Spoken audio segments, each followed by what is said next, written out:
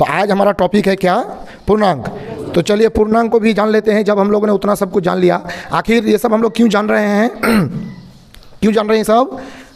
क्योंकि ये सब का जो है आगे आने वाले दिनों में जब हम लोग मैथ बनाएंगे तो यहाँ ये सब चीज़ों का जगह जगह पर उपयोग मिलेगा, इसीलिए हम लोग ये सब चीज़ों को जान रहे हैं। ठीक है?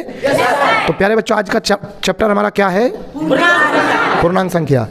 पूर्णांक अर्थात इंटीजर्स। ठीक है? इंटीजर्स को आज हम लोग जानेंगे। तो देखिए, इंटीजर्स आज का हमारा टॉपिक है। इंटीजर्स का अगर हम लोग डिफिनेशन बोलने जाएंगे, परिभाषा, डेफिनेशन, तो हम लोग इस तरह से बोल सकते हैं कि वैसी संख्या, आप लोग भी साथ साथ बोलिएगा, वैसी संख्या जो ऋणात्मक और धनात्मक रूप में पाए जाते हैं, उसे हम लोग इंटीजर्स कहते हैं। वैसी संख्या जिसे हम लोग पूर्ण रूप से रेखा में निरूपित कर सकते हैं, उसे इंटीजर्स या फिर पूर्णांक संख्या कहते हैं। तो हमने अभी जाना कि पूर्णांक संख्या हम लोग उसको कहेंगे जिसको हम लोग धनात्मक और ऋणात्मक में लिख सकते हैं। मैंने अभी भी बात किया कि हमने अब तक जितना पढ़ा वो सारी संख्याएं जो थी वो जीरो से शुरू होकर अनंत तक जा रही थी, माइनस का जिक्र किसी में नहीं था। तो इस हिसाब से ये पूर्णांक में देखे कि इसमें माइनस का जिक्र है। तो चलिए हम लोग देख लेते हैं कि आखिरकार ये पूर्णांक क्या है। डेफिनेशन हमने बोल दी है। तो मान लीजिए अगर आप एक रेखा खींच लेते हैं और रेखा को अनंत तक बढ़ाते हैं और इसके बीच में हम बना देते हैं जीरो।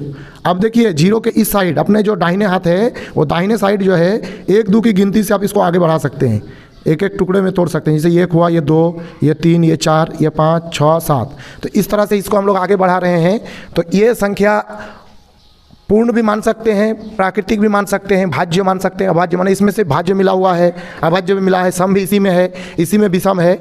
लेकिन इसमें ये सब पूर्णांक भी है। लेकिन ये पूर्णांक क्या पूर्णांक है? ये धनात्मक पूर्णांक है। अर्थात हम लोग पूर्णांक को 2 भागों में बांटे हैं, एक ऋणात्मक पूर्णांक और एक धनात्मक पूर्णांक। अब देखिए, ऋणात्मक पूर्णांक को कैसे लिखेंगे? तो जीरो के इस साइड में जैसे ही जाएगा वो सारे ऋणात्मक पूर्णांक कहलाएगा।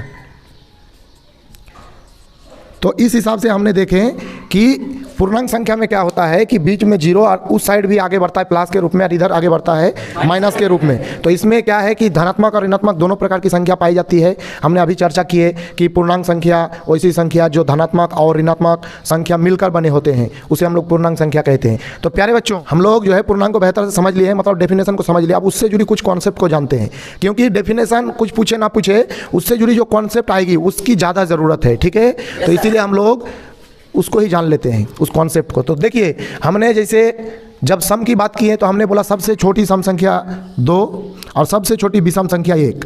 जैसे हमने बोले पूर्ण संख्या, तो सबसे छोटी पूर्ण संख्या 0, प्राकृतिक सबसे छोटी प्राकृतिक संख्या 1। इस तरह से हमने चर्चा की है। अब इसका भी चर्चा कर लेते हैं कि आखिर सबसे छोटी ये पूर्णांक संख्या क्या है और सबसे बड़ी पूर्णांक संख्या क्या है। देखिए, सबसे बड़ी अगर आपको पूर्णांक संख्या पूछ दे तो भी अनंत है, और सबसे छोटी अगर पूर्णांक संख्या पूछ दे तो भी अनंत है। लेकिन अगर आपको पूछा जाए कि बताइए सबसे बड़ी अगर धनात्मक पूर्णांक पूछे तो वो अनंत है, और सबसे छोटी अगर ऋणात्मक पूर्णांक धनात्मक पूर्णांक पूछे तो वो 1 है, 1।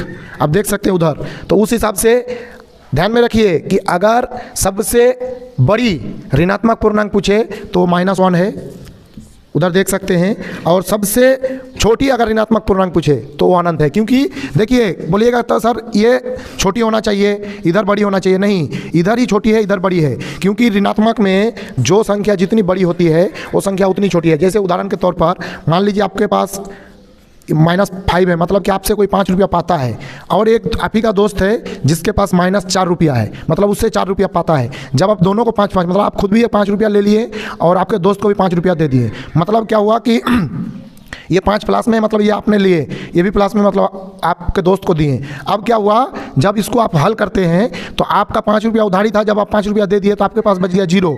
और जब इसको हल करते हैं तो चूंकि उसका उधारी था 4 रुपया और 5 रुपया उसको दिए हैं तो उसके पास बच गया 1। अब बताइए कौन बड़ी है और कौन छोटी? -4 बड़ी। तो -4 इसलिए बड़ी हो गई क्योंकि ऋणात्मक में जो जितनी छोटी संख्या होती है वो उतनी बड़ी होती है, और जो जितनी बड़ी होती है उतनी छोटी होती है। हमने यही सीख लिया कि ऋणात्मक संख्या को हम लोग रेखा में निरूपित कर सकते हैं, और सबसे छोटी अगर आपको ऋणात्मक पूछे तो वो होता है अनंत, और सबसे बड़ी अगर पूछे तो वो होता है -1। लेकिन अगर धनात्मक में सबसे छोटी पूछे तो 1 और सबसे बड़ी पूछे तो अनंत। तो इस तरह से आप इसको जान सकते हैं। देखिए, जीरो को आप ना तो धनात्मक में पकड़ सकते हैं, ना तो ऋणात्मक में पकड़ सकते हैं, क्योंकि ये न्यूट्रल है, ये बीच की कड़ी है, ये ना तो धनात्मक है ना तो ऋणात्मक है, क्योंकि जीरो कोई संख्या ही नहीं, तो उसको धनात्मक और ऋणात्मक क्या करना।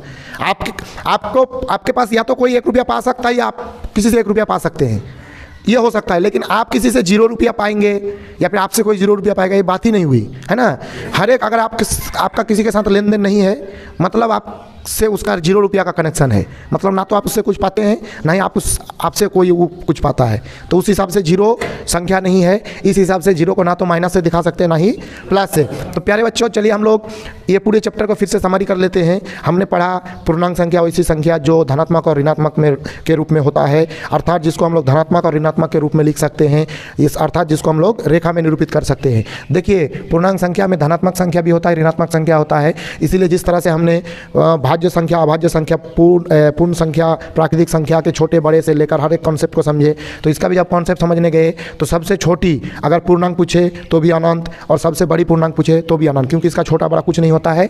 इसका क्या होता है, तो इसका ऋणात्मक में छोटा बड़ा हो सकता है, धनात्मक में छोटा बड़ा हो सकता है। तो इस हिसाब से हमने चैप्टर को ख़त्म कर दिए हैं। देखिए, एक एक करके हर एक टॉपिक को हम लोग लेकर आगे बढ़ रहे हैं। अगर आप पहले से जुड़े हुए हैं या फिर पहली बार वीडियो को देख रहे हैं तो हर एक वीडियो को देखिए कुछ दिन तक आते आते आप हर एक चीज़ों को बेहतर से समझ जाएंगे। तो प्यारे बच्चों, आज के लिए इतना ही, फिर मिलेंगे और एक किसी वीडियो में।